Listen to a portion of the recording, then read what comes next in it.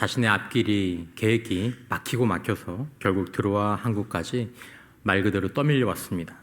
그러나 거기서 마게도냐로 건너와서 우리를 도우라는 계시적인 환상이 바울에게 임합니다. 바울은 막히고 떠밀려온 인생과 사역 같았지만 사실 하나님의 계획이 그에게 있었던 것입니다. 여러분, 우리의 인생과 사역도 때로 그렇게 느껴진다고 할지라도 하나님은 항상 우리의 삶 가운데 선한 계획을 가지고 계시는 줄 믿음으로 바라보시기를 축원합니다. 여기서 우리가 한 가지 언급할 것은 우리가 기도하다가 특별한 꿈을 꾸거나 아니면 어떤 환상적인 체험을 하거나 또 뭔가를 경험하는 그런 때들이 있습니다. 종교적인 체험이기도 하죠. 귀한 은혜입니다. 참 귀한 은혜입니다. 그런데 여러분, 혹시 내가 경험한 그 신비한 체험을 사도 바울이 본 환상과 이 똑같은 문제로 생각하면 안 된다라는 것입니다. 바울이 본 환상은 성경을 기록하고 하나님의 구원 역사를 바꾸는 어떤 특별한 계시적인 환상이었습니다. 우리의 체험은 계시적인 체험이 아닙니다. 우리는 주관적인 영적 격려를 체험하는 것입니다. 그러므로 저와 여러분들이 얼마나 강렬한 체험을 얼마나 많이 하든지 간에 우리의 체험은 반드시 하나님의 말씀이 성경 아래에 있어야 하고 하나님의 말씀을 앞설 수 없기에 말씀에 비추어서 분별을 해야 된다는 것입니다.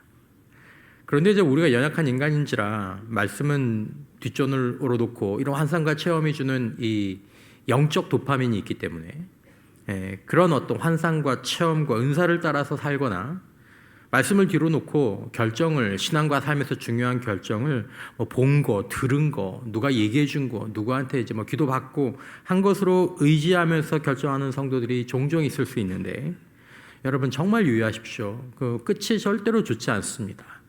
훨씬 더 강하게 말씀드려야 되지만 여러분, 그 끝이 절대로 좋지 않습니다. 그러므로 여러분, 우리가 항상 말씀과 성령과 바른 공동체 안에서 우리의 체험과 은사가 점검되어야 하고 그리고 지도를 받아야 된다는 것을 기억하시는 가운데, 혹이라도 어떤 사람들처럼 예수를 알면서도 마귀에게 속아 사는 불쌍한 삶을 꼭 피하는 성도들이 또 저와 여러분들이 되시기를 주님의 이름으로 축원합니다. 자, 바울에게 임한 환상은 계시적인 환상이었고 바울은 그 환상을 따라 즉시 떠나게 됩니다. 사전을 보시면 드로아에서 에게해를 건너가서 네아폴리 항구에 내리게 되죠.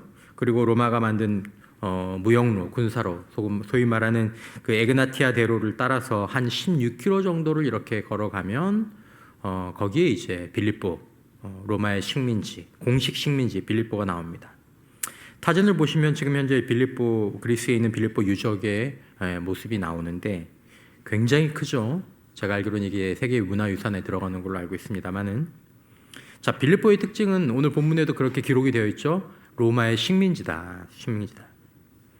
자, 그것은 이탈리아 본토를 그대로 옮겨 놓은 듯한 그런 특권을 누리는 도시였고, 로마의 행정구조, 법률, 또 심지어 건축 양식까지 로마를 그대로 모방한 곳이었습니다. 그리스인데 이탈리아를 딱 띄어서 갖다 놓은 작은 로마와 같은 그런 모습과 구조를 가지고 있던 도시가 바로 빌립보였습니다.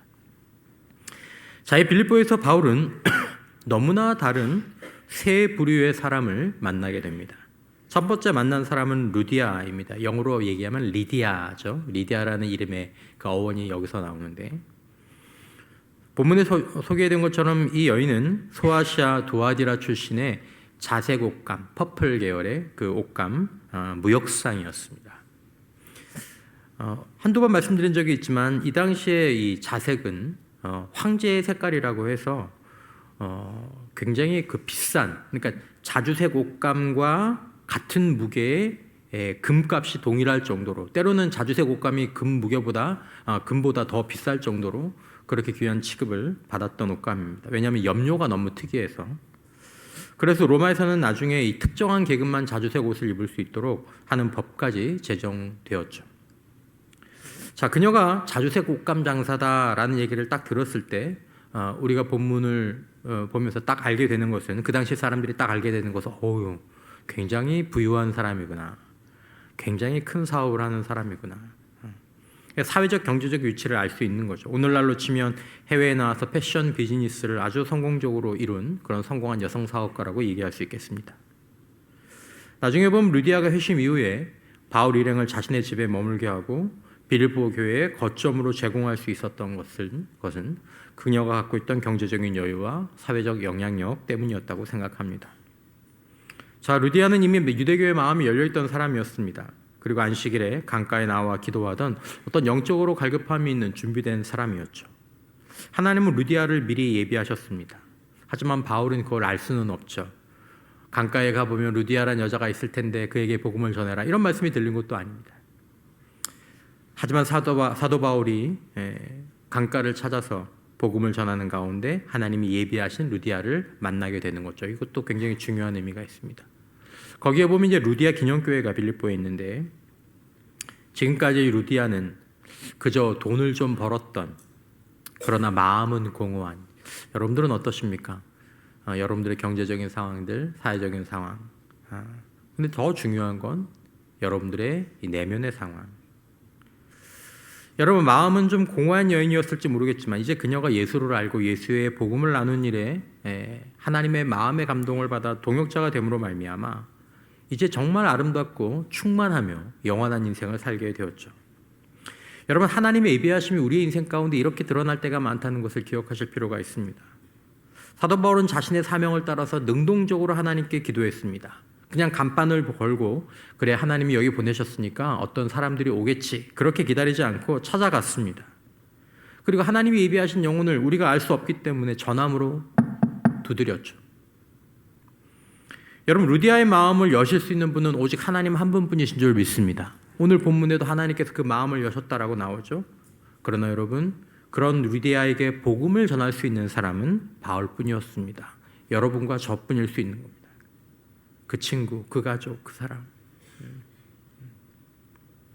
그때 우리는 하나님의 예비하심을 보게 되는 거죠. 우리는 또 거기서 하나님의 동역자를 얻게 되고 하나님 일하시는 것을 발견하게 되죠.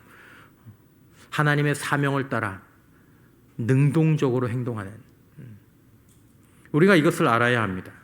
우리가 능동적으로 때와 장소를 기다리지 말고 구하고 찾고 두드리는 것을 통해서 하나님이 내 인생을 위하여, 우리의 사역을 위하여 예비하신 일들을 보게 된다는 것입니다.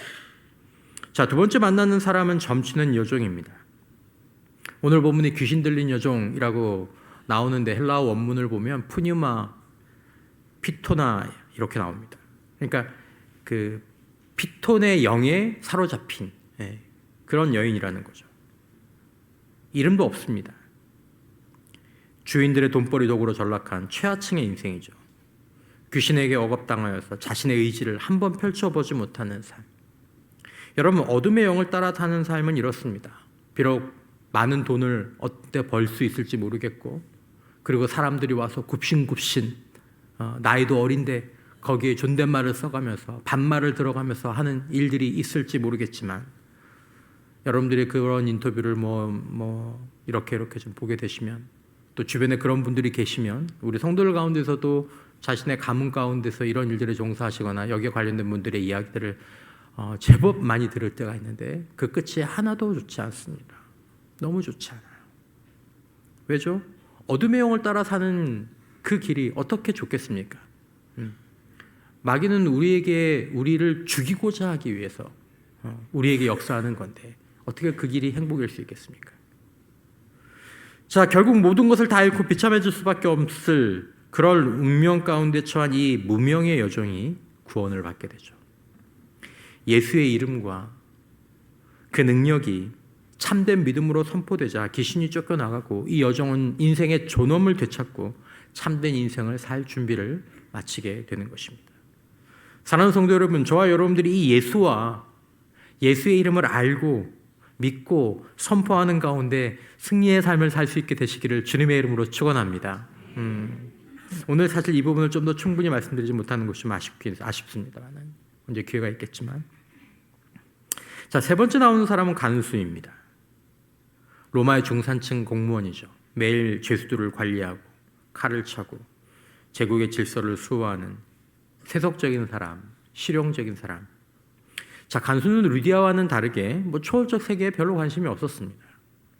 그러나 그는 옥에서 벌어진 일과 그리고 옥에서 바울과 실라가 보여주는 그 모습을 보면서 그 역시 마음이 열리고 진지하게 구원에 대해서 생각하고 그와 집안이 모두 말씀을 듣고 세례를 받아 구원받게 되며 가정은 행복해집니다. 31절을 보면 이르되 주 예수를 믿으라. 그리하면 너와 내 집이 구원을 받으리라. 이 말씀을 받아들이죠. 그리고 34절에 보면 그들을 데리고 자기 집에 올라가서 음식을 차려주고 그와 온 집안이 하나님을 믿으니 믿음으로 크게 뭐하더라? 기뻐하더라. 크게 기뻐하더라. 성별도 다릅니다.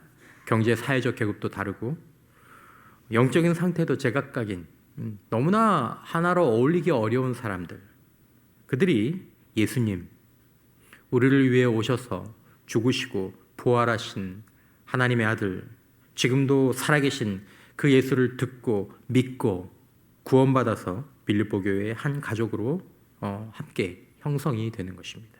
이게 교회죠. 이것이 지금도 여전히 우리가 붙잡아야 될 예수와 예수의 복음의 능력입니다. 이것이 바로 우리와 우리 교회를 보시면서 하나님이 기대하시는 것이고 앞서 행하고 계시며 우리가 따르고 순종하길 원하시는 것이 바로 이것입니다. 본문의 몇 가지 교훈을 정리하고자 합니다. 여러분, 바울 일행이 기도처로 가는 길에 점치는 귀신 들린 여종이 계속 따라옵니다. 그러면서 뭐라고 얘기하죠? 이 사람들은 지극히 높은 하나님의 종으로서 구원의 길을 너희에게 전하는 자라. 여러분, 이 말만 딱 떼어서 보면 이게 귀신의 말 같습니까? 이 사람들은 지극히 높은, 여기 이미 하나님에 대한 위치가 드러나죠. 하나님이 지극히 높으시다는 것도 들어가고 구원의 길, 이 구원이라는 것도 이 귀신들이 다 알고 있는 거예요. 이걸 너희에게 전하는 자라. 놀랍죠? 놀랍지 않습니까? 성도들 가운데서도 하나님의 지극히 높으심을 모르는 사람이 있고 내가 듣고 보는 이 말씀이 구원의 길인지 아닌지 긴가민가한 사람이 있는데 귀신은 이것을 확실히 알고 있는 겁니다. 여러 날을 쫓아다니면서 소리를 지릅니다. 여러분, 귀신들은 하나님도 알고 예수도 압니다. 그들은 모를 수가 없습니다. 왜냐하면 그런 존재들이고 그 세계에 살고 있기 때문에. 예수와 구원의 복음이 영원한 구원의 길이라는 것을 우리보다 귀신들은 더 분명하고 확실하게 알고 있습니다. 예수 믿으면 구원받고 인생이 복되게 된다는 것을 귀신들은 분명히 알고 있습니다. 마귀와 귀신 어둠의 영들은 실제하며 그들은 성경의 하나님과 모든 진리를 압니다. 하지만 순종하지 않죠. 이걸 귀신의 믿음이라고 얘기합니다. 여러분, 우리도 언젠가 믿음이 필요 없이 이 사실들을 확실히 아는 때가 오게 될 것입니다. 만약에 주님이 먼저 오시면 그때 알게 되겠고, 그렇지 않고 우리가 나중에 죽음의 강을 넘어가면 우리가 분명히 이것을 알게 되겠죠. 지극히 높으신 하나님과 영적인 전쟁과 영적인 세계에 대해서, 구원과 영원한 생명에 대해서. 여러분, 귀신들은 환경과 사람을 통해서 예수와 예수의 복음을 전하는 일, 받아들이는 것들이 힘들게 합니다. 구원받지 못하게, 기뻐하지 못하게, 행복하지 못하게, 어떻게든지 틈을, 자기가 잡았던 영혼들을 놓아주지 않으려고 하죠. 하지만 바울은 예수와 그 이름을 알고 믿는 자에게 주어진 능력으로 무명의 어린 소녀를 영적인 노예 상태에서 해방하십니다. 이것이 예수와 그 이름 안에 있는 능력이며 오늘 우리에게 사용하라고 주신 것입니다. 사랑하는 성도 여러분, 저와 여러분들 모두가 예수를 더 잘 알고 그분을 믿고 그 이름의 능력을 믿음으로 선포할 수 있기를 주님의 이름으로 축원합니다. 악한 원수마귀를 대적하시기를 주님의 이름으로 축원합니다.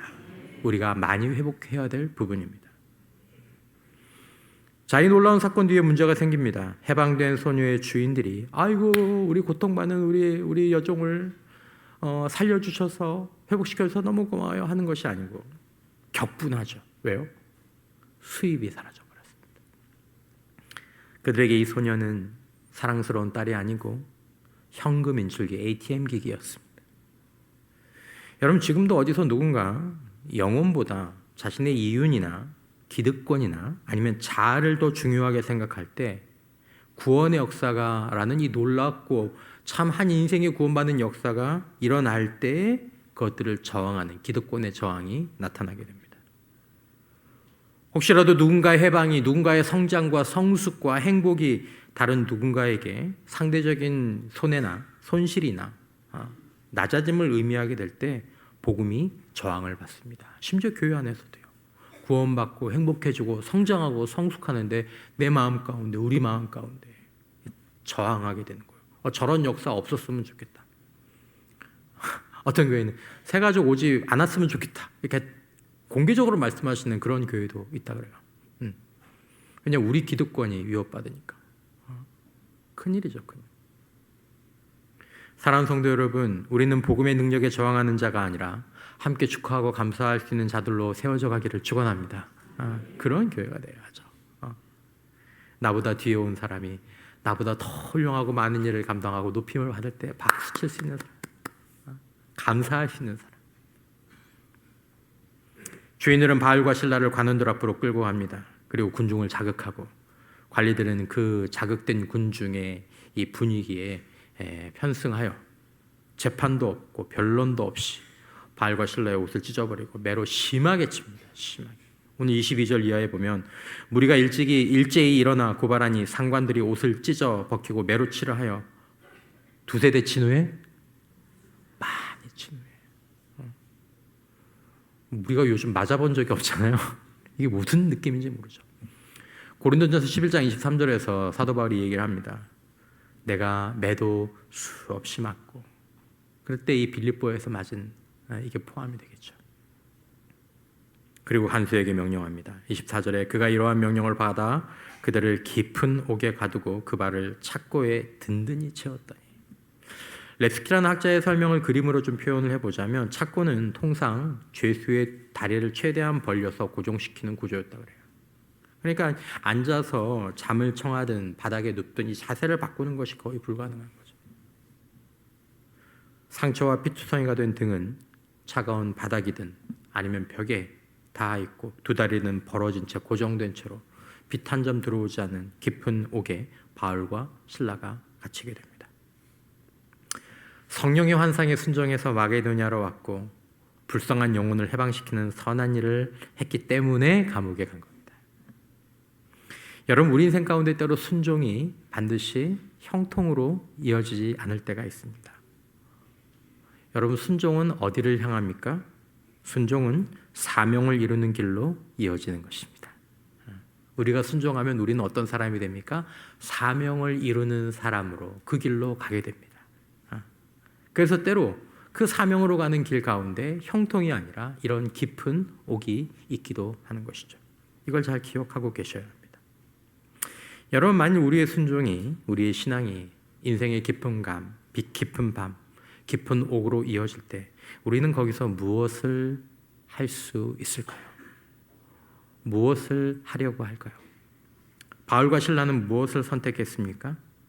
본문 25절에 한밤중에 깊은 옥, 깊은 밤에 바울과 실라가 기도하고 하나님을 찬송하였습니다. 다른 죄수들이 들을 수 있을 정도의 크기였습니다. 그들은 원망이나 체념이나 자기 연민, 침묵, 회의로 그들의 시간을 보내지 않았습니다. 바울과 실라는 다른 죄수들이 들을 수 있을 정도로 크게 기도하고 하나님을 찬송하는 찬양을 부릅니다. 여러분들에게는 이 능력이 있습니까? 크게 기도하고 하나님을 찬송하는 능력. 목사님, 저 기도는 할 수 있어요. 있죠? 그럼 이 능력이 있으신 거죠. 저 찬송도 할 수 있어요. 그럼 이 능력이 있는 거죠. 이것은 바울과 실라만 가진 것이 아닙니다. 우리는 모두 이 능력을 가지고 있습니다. 하지만 인생과 사역, 사명의 깊은 밤, 깊은 감옥, 우리의 두 발이 착고에 매였을 때, 그때 크게 기도하고 하나님을 찬송하는 찬양을 선택하고 행하는 것은 우리가 갖고 있는 능력과 또 다른 문제인 거죠. 의지의 문제, 선택의 문제. 어쩌면 이것이 영적인 실력이라면 실력이라고 할까? 아니면 성숙한 자의 열매라고 할까? 감정이 무너졌죠. 기분이 좋겠습니까? 심지어 육체도 무너졌죠. 그렇지만 그 안에서도 바울과 실라는 기도의 특권, 찬양의 능력을 붙잡고 선택하는 쪽으로 그의 시간들을, 또 그의 결정을 내렸습니다. 기분 좋아서 부른 노래가 아닙니다. 의지적인 선택이었죠. 내 이 고통의 항복판에서 내 시선을 현실의 바닥에 두는 것이 아니라 영원하신 하나님께 고정하겠다라는 결단이 깊은 밤 깊은 옥에서 크게 기도하게 하고 크게 손을 들어 하나님을 찬양하게 하는 것입니다. 페르난도라는 신학자가 사도행전 주석에서, 이분이 선교사이기도 해서 주석이 참 내용이 좋은데 다음과 같은 얘기를 했습니다. 좀 길지만 그냥 한번 생각만 해보시고, 자, 고통의 시간에 우리의 머리는 영원한 진리를 교리로서 붙잡고 있지만 그것이 반드시 감정에 영향을 미치지는 않는다. 마음은 여전히 문제에 삼켜져 있다. 그러니까 머리로는 알고 있지만 마음이 여전히 문제 가운데 있다는 거죠. 그런데 노래를 할 때 노래가 진리를 머리에서부터 가슴까지 내려오도록 돕는다라는 것입니다. 여러분들이 아시는 것처럼 음악은 마음의 언어입니다. 그 과정을 빠르게 하죠. 힘있게 하고. 우리가 성경의 노래에서 얻는 객관적인 진리가 우리의 주관적인 감정을 도전하고 우리의 신학의 경험을 다스리고 영원한 것이 일시적인 것을 이기게 한다는 것입니다. 여러분, 찬양 가운데 이 능력이 있는 줄 믿으시기를 바랍니다. 그래서 이걸 선택하는 거죠. 성경이 많은 사람들이. 찬양은 기분 전환이 아닙니다. 찬양은 영원한 진리가 우리의 상한 감정까지 내려가는 통로가 됩니다.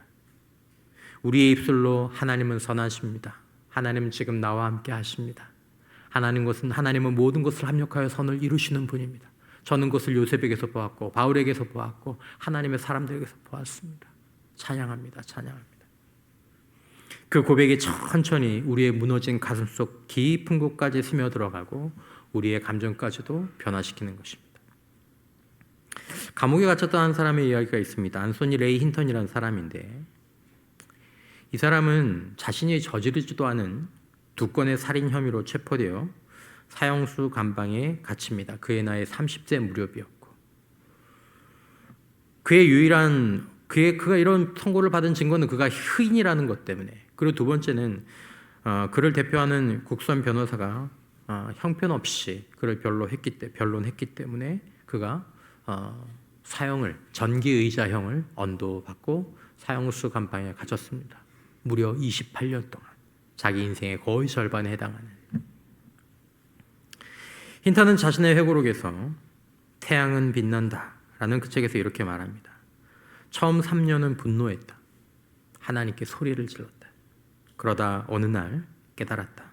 분노가 나를 자유롭게 해주지 않는다는 것을. 그리고 그때 나는 노래하기로 선택했다. 옆 감방의 사형수들이 당연히 들을 수 있었습니다. 처음에는 비웃었다 그래요. 그러나 시간이 흐르면서 1명, 2명 따라 부르기 시작했고, 나중에는 사형수, 그 방 복도 전체가 함께 찬송하는 날이 생겼다고 합니다. 힌턴은 말합니다. 두려움도 선택이고 기쁨도 선택이다. 나는 기쁨을 선택했다. 원망과 절망도 선택이고 기쁨과 감사도 선택입니다. 여러분과 저는 우리 일상 가운데 무엇을 선택하고 있습니까? 감옥의 찬양은 나를 넘어서 어둠 속에 다른 죄수들에게까지 흘러 들어간 것입니다. 바울과 실라의 찬양은 자신의 마음으로부터 흘러나와서 다른 죄수들에게도 흘러갔고, 그리고 간수의 마음까지도 가 닿았습니다. 그런 줄 몰랐지만 나중에 보면 그것이 드러나게 되죠. 주석가는 이렇게 얘기합니다. 시편 27편이나 42편이나 43편 같은 이런 시편들은 모두 다 절망의 깊은 곳에서 써진 노래다. 찬양이 왜 우리에게 특별한 힘을 주는 이유는, 우리가 어떤 말을 해야 될지 말을 찾아낼 수 없는, 만들 수 없는 상황에도 다른 이들이 그 상황 가운데 이미 써놓은 가사를 빌어서 부를 때 내 영혼 평안해, 내 영혼 평안해, 그것들을 부를 수 있기 때문입니다. 여러분, 우리가 고통의 반 인생의 감옥에 갇히면 기도할 말이 쉽게 떠오르지 않습니다. 그저 주여 주여 눈물만 나오고. 바울과 실라도 그랬을지 모르겠습니다. 계속 기도하기 어렵겠죠. 시간도 체력도 영적인 능력도 부족하다고 느꼈을 것입니다.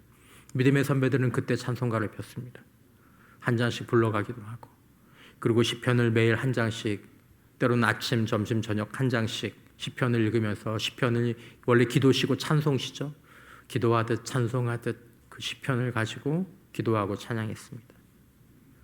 사랑하는 성도 여러분, 여러분들과 저의 인생 가운데 인생의 깊은 밤에서 찬양을 선택할 수 있는 은혜가 있기를 축원합니다. 이것이 하나님께서 우리에게 주신 능력입니다. 그것은 빛과 능력의 통로가 됩니다. 저도 노래를 좋아합니다마는 여러분, 우리가 좋은 노래를 들으면 나의 인생과 현실에 공감받는 것 같고 큰 위로를 느낍니다. 그러나 여러분, 우리가 하나님을 향한 찬양에 몰두하고 몰입하고 성공할 때 공감과 위로를 넘어서 그곳에 하나님의 임재가, 여기 하나님이 계시다라는 것을 체험하게 되고 그 하나님 나라의 능력이 찬양하는 그 자리에 가져오도록 머물게 하는 힘이 바로 찬양 가운데 있다는 것입니다. 그러므로 여러분, 우리가 평소에도 찬양을 많이 들으시고 우리 일상 가운데서 찬양을 많이 따라 하셨으면 좋겠습니다. 시편을 기도하듯 읽으시고 노래하듯 읽으시고, 우리가 그럴 때 우리가 있는 감옥이 어느새 성전이 된 것을 경험하게 되고 어둡고 건조했던 우리가 있는 공간으로 천국이 침투하는 역사를 반드시 경험해야 될 줄 믿으시기를 바랍니다. 의지적으로 찬양해 보십시오. 찬양의 가사를 기도하는 마음으로 드려보십시오. 그 자리가 성전이 되고 하나님의 무엇인가 진리의 빛이, 능력이 내 안에 다 머물러 오는 것을 우리가 보게 되는 것입니다. 찬양의 능력입니다. 찬양이 울려 퍼지던 그 시각, 어느 밤, 이게 며칠이나 지났을지 모르겠지만 며칠은 지난 것 같아요.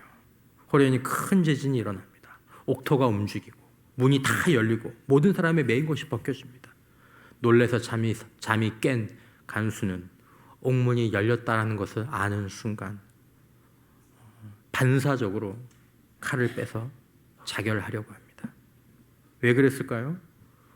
사도행전 12장 19절쯤에 보면 베드로를 천사가 끌고 감옥에서 나옵니다. 그러니까 비몽사몽간에 베드로는 천사의 이끌림을 받아서 감옥에서 나오게 되죠.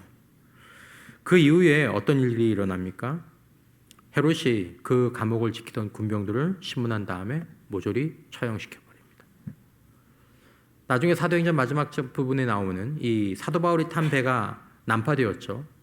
그랬을 때 군병들이 의논합니다. 죄수들을 다 죽이자.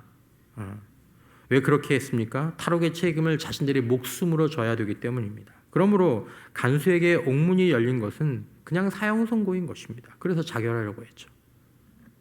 그때 바울이 큰 소리로 외칩니다. 28절, 바울이 크게 소리질러 이르되 내 몸을 상하지 말라. 우리가 다 여기 있노라. 지진이 나서 문이 열렸으면 도망치는 것이 인간의 본능 아닙니까? 사도 바울은 도망치지 않았습니다. 그리고 오히려 자신에게 착고를 채운 가해자의 생명을 위해서 소리를 지릅니다. 자신에게 주어진 권리를 적극적으로 포기하는 거죠. 이건 적극적으로. 사도 바울은 하나님이 나에게 도망갈 기회를 주시는구나.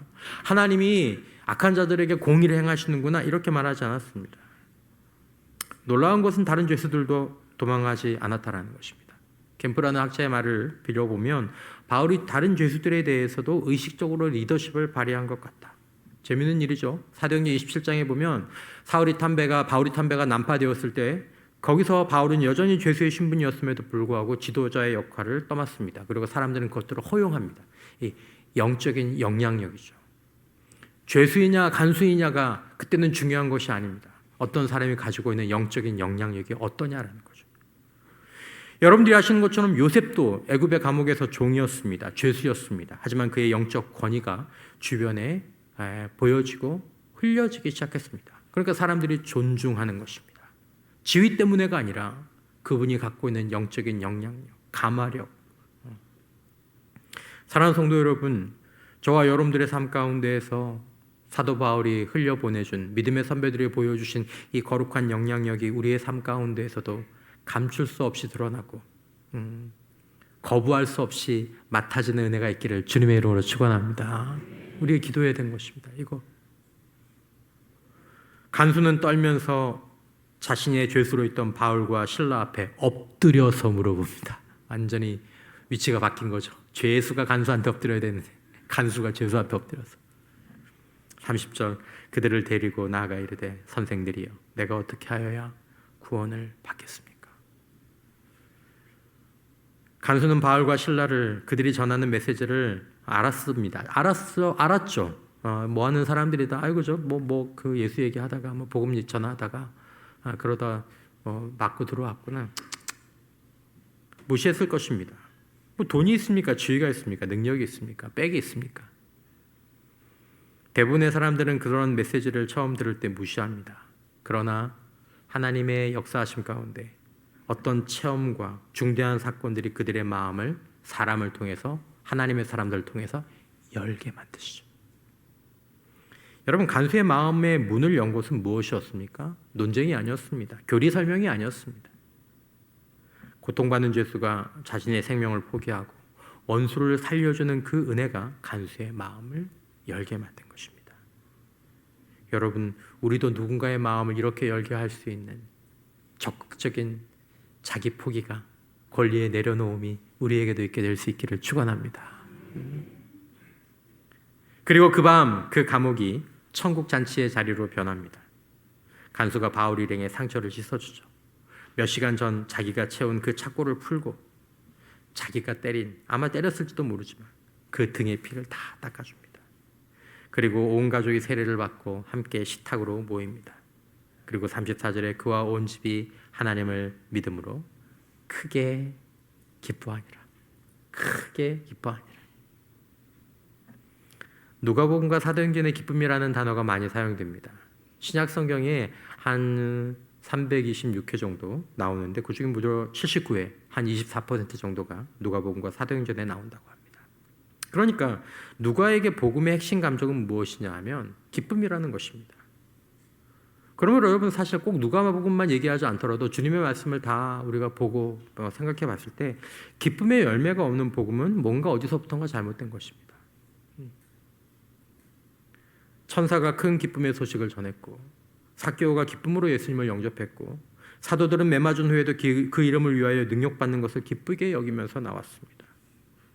참된 복음을 바른 믿음으로 받으면 거기에 반드시 참된 기쁨과 행복이 동반됩니다. 여러분, 이 복음 붙잡고, 이 복음 바른 믿음으로 붙잡고 사시는 은혜가 있기를 축원합니다. 반드시 행복합니다. 그냥 밥 먹는 건데, 뭐 잔치를 한 게 아니라 그냥 같이 밥 먹는 건데 내 일생에 마치 무슨 로또를 맞은 것 마냥 마음속에서 큰 기쁨이, 참된 행복이 터져 나오는 것입니다. 올해 우리가 붙잡은 말씀 로마서 14장 17절, 하나님의 나라는 먹는 것과 마시는 것이 아니요 얼마나 많이 먹고 얼마나 많이 마셨느냐로 하나님 나라 천국이 임하는 것이 아니고 오직 성령 안에서 누리는 이유와 평강과 희락이다. 톨스토이의 일리아스의 행복이라는 짧은 단편이 있습니다. 오늘 뭐 길게 소개는 못하지만 굉장히 짧아요. 오디오북으로 들으면 한 18분, 20분 정도밖에 안 되는. 이 일리아스는 굉장한 거대한 거부였습니다. 그랬던 일리아스와 그의 아내가 그의 인생의 말년에 모든 것을 다 잃어버리고 남의 집 종살이를 하게 되죠. 거기서 일리아스와 그의 아내는 평생토록 찾았지만 얻지 못했던 참된 행복을 저는 지금 찾았습니다 라고 자신에게 물어오는 손님들에게 이야기해주는 그런 장면이 나옵니다. 여러분은 지금 진짜 행복하십니까? 그냥 제가 여러분들을 보는 모습 정도는 사셨으면 좋겠습니다. 제가 최근에 제 주변의 몇 가정들을 이렇게 봅니다. 뭐 비단 교회 안뿐만 아니라 다른 곳에.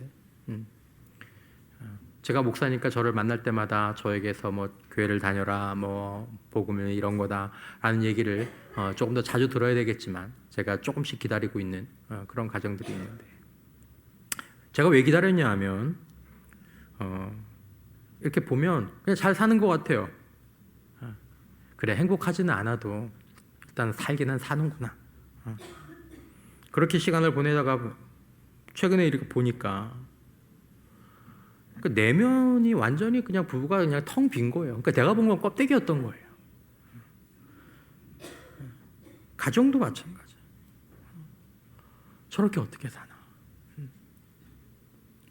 여러분, 우리가 주님 안에서 거할 때 때로 김치찌개에 밥 한 숟갈을 넣어서 이렇게 말아 먹다가도 그냥 뭐 갑자기 막 어떤 행복감 때문에 이 눈에 눈물이 이렇게 좀 매이는.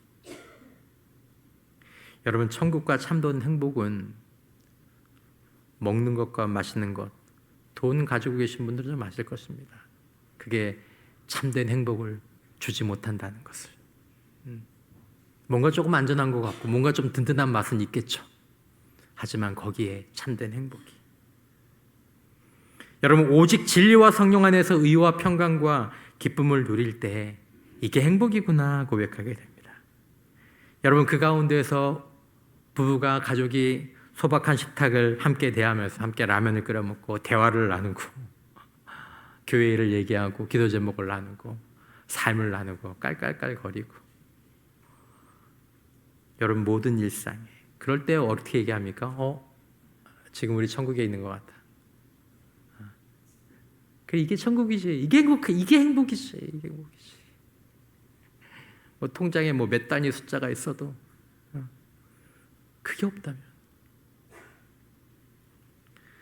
여러분, 우리는 이 사건 속에서 예수와 예수의 복음이 어떻게 마음의 벽을 무너뜨리게 되는지 그 과정에 대한 굉장히 중요한, 전도에서 선교에서 중요한 교훈을 얻게 됩니다. 1900년 중국에서 의화단 사건이 터졌을 때 약 3만 명 정도의 중국 기독교인들이 학살당했습니다. 그러니까 서방 제국이 중국 정부에 배상을 요청했죠. 어마어마한 거액의 배상을 요청했습니다. 그때 중국에 있던 허드슨 테일러와 그가 운영하던 중국 내지 선교회는 배상금 수령을 거부했습니다. 그리스도의 정신에 따라 우리는 보상받지 않겠습니다. 그 결과 어떻게 되었습니까? 산시성에 포고문이 붙었는데 예수 그리스도와 그의 인내와 용서의 원리를 칭송하는 포고문이 쭉 붙습니다. 그리고 그 결과 외국에 대한 반대하는 감정들이 빠르게 누그러지고 이후에 수년간 중국 교회가 성장하는 그런 계기가 되었다는 그런 보고가 있습니다. 보복을 포기하는 은혜가, 자신들의 권리가 있지만 그것들을 적극적으로 포기하는 그 은혜가 정부의 포고문을 만들어낸 거죠. 바울이 간수를 살린 그 은혜가 한 가정의 구원을 만들어내는 것과 같은 원리입니다. 복음을 나누고 전도를 하고 선교하는 일에 바로 이것이 필요하다라는 이야기죠. 여러분, 우리는 우리의 삶에서 무엇으로 예수와 복음을 우리의 삶의 사건으로 드러내고 있을까요? 사랑하는 성도 여러분, 세 가지 교훈입니다. 첫째는 능동적으로 우리의 사명을 수행하는 가운데 하나님이 예비하신 사람, 하나님이 예비하신 일들을 우리가 체험하고 누릴 수 있다는 것입니다. 주님이 주신 사명 안에서 더욱 능동적으로 저도 목회하고 여러분들도 사랑하고 사명을 감당하는 우리가 되시기를 축원합니다. 두 번째, 우리는 인생의 감옥에서 찬양하는 사람이 되기를 선택하자라는 것입니다. 찬양하는 자가 되자라는 것입니다. 앤서니 힌튼이 2015년 석방되면서 이렇게 말했습니다. 그의 쾌고로 책 제목이 됐지만, 태양은 빛난다. 언제나 빛나고 있었다. 단지 감옥이 그것들을 막고 있었을 뿐이다. 여러분, 우리의 상황이 막고 있을 뿐, 우리의 영원한 진리의 태양, 사랑의 태양 하나님은 지금도 여전히 우리와 함께 하심을 믿으시길 바랍니다. 그걸 뚫어내는 게 찬양이라는 것이죠. 더 나아가서 나를 가둔 세상, 나를 상처 입힌 사람 앞에서 보복 대신에 그리스도의 은혜를 선택하여 진실한 영향력으로 복음과 구원의 문을 열어젖히는 저와 여러분, 우리 교회가 되시기를 주님의 이름으로 축원합니다.